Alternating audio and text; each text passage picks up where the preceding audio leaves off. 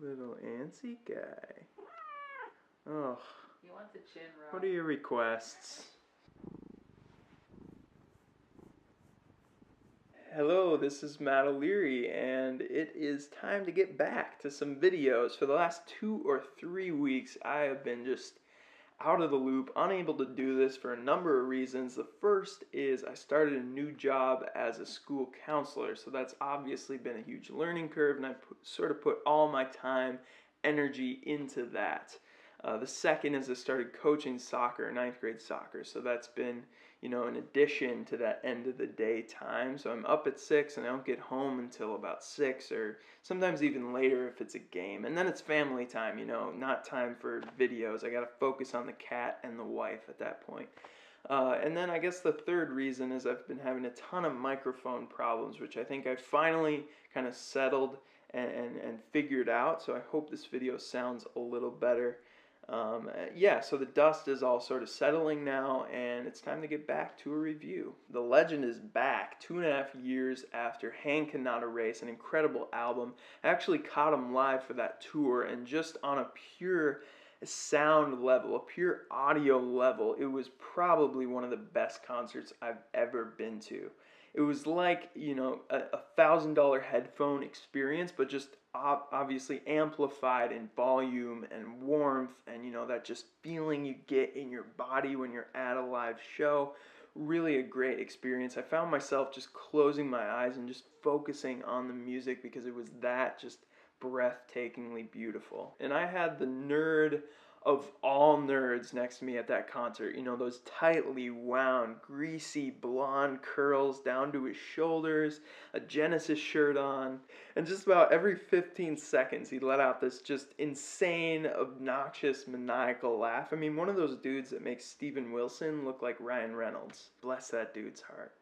Anyway, it's Steven Wilson, one of my favorites ever with his new one. It's called To the Bone. Steven Wilson's always handled lyrics very obliquely, intentionally keeping things vague and avoiding explaining the meaning to allow the listener to come to their own conclusions with the music, the way like 2001 A Space Odyssey would. But this time, Wilson's just giving more away, really opening up about the music through this long video interview and a couple lengthy articles where he explains each and every song in thorough detail from front to back. It's a total 180, I mean a complete diametric opposition from a lot of his past work on that level. And as an artistic statement, I actually really like it. It's nice not having to do that detective work and just knowing what his intention was with each and every lyric. And Wilson's artistic vision is always so laser focused. He is fantastic at crafting a brand for an album. And from the lyrics to the lack of instrumental guest spots to the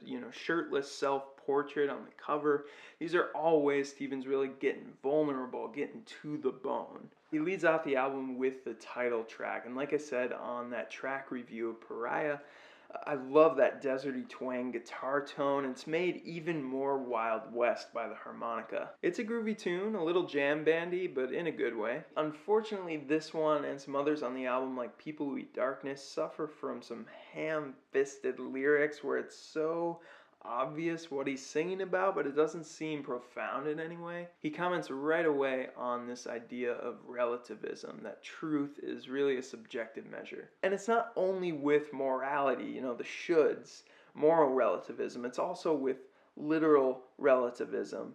We can't even come to a consensus about what's literally historically happened a lot of times nowadays. Because of fierce partisanship, because of political polarization. And yeah, it's totally true. I mean, we have news outlets that are claiming to be objective and then just spinning this utter garbage every single day. It's a pretty relevant topic, but honestly, I don't feel like Wilson has much to say about it. It feels like he's trying to cut through all these filters to reach this objective truth, this source or author of truth, but there's just nothing there. It's really no secret that Steven Wilson has a pretty bleak outlook on most things. But I love the song Nowhere Now because he kind of acknowledges that by providing this counter perspective during the chorus, where it's someone looking down from afar on Earth, and seeing the vibrant activity and life going on there. It's a more positive outlook, and it's nice to see that contrast. And as the lyrical perspective shifts during the chorus, he does well to represent that with a musical shift. Ethereal vocal harmonies really bolster that chorus. It's far too uplifting for any of his other records. I mean, imagine this thing on Grace for Drowning. That song and The Same Asylum as Before have some of the catchiest hooks on the record. I think both could benefit from having a little lengthier, more unpredictable, proggier song structures, but that's just me. This is all just me. And since I love me some pretentious prog, my favorite song on the record may come as a bit of a surprise. I'll give you a hint.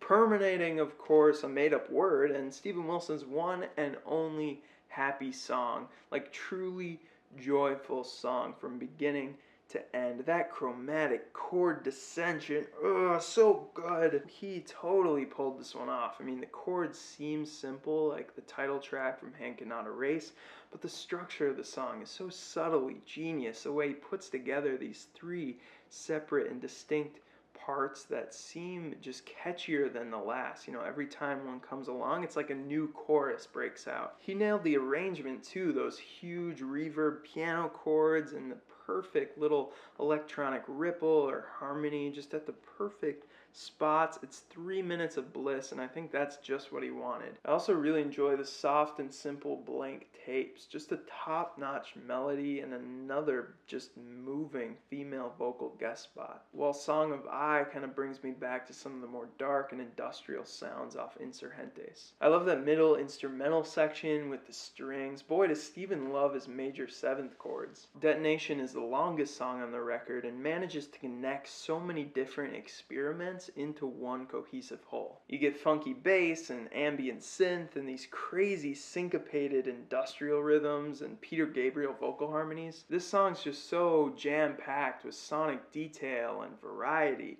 One of my favorite moments on the album is that short vocal passage that's kind of hovering over the top of that robotic "I will take it back. I will take it back." And this song's from the perspective of a terrorist, so that's a terrifying line that's made even more so by the way he contrasts that deep, dark, evil monster voice and this little duo of angels over the top. Just brilliant. Wilson seems fascinated with this idea that gruesome, violent acts can come from somewhat innocuous sources, that, you know, it's just people going about their everyday lives in a pretty inconspicuous way. He brings to question our ability to combat acts of terrorism when they seem so random and hard to predict. I really like how he's able to explore topics like this one or like On the Same Asylum as Before without, you know, succumbing to the urge to spout political dogma at everyone. This is something Roger Waters could learn from, sheesh. But at the same time, I disagree in part with the notion that fighting terrorism is a completely futile thing that can't be done with any accuracy, because a religious terrorist violence isn't just spurred by random whims. Somebody doesn't just wake up one day and say,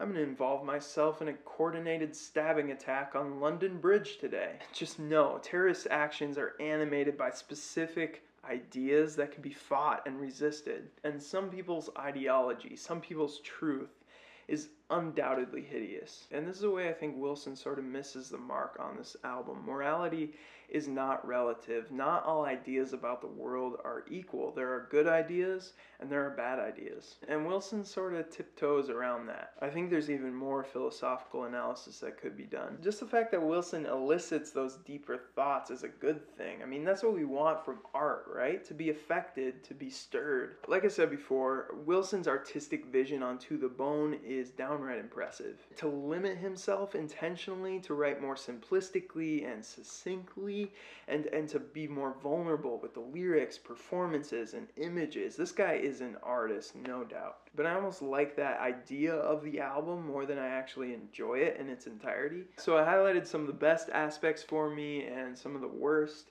Kind of wavers between those two for a really mixed and conflicting experience overall. I'd say a 6 out of 10. Let me know what you think of this review, and To the Bone. Is it your favorite Steven Wilson album or not? And what is your favorite and why? Yeah, that's it. Thanks so much for watching.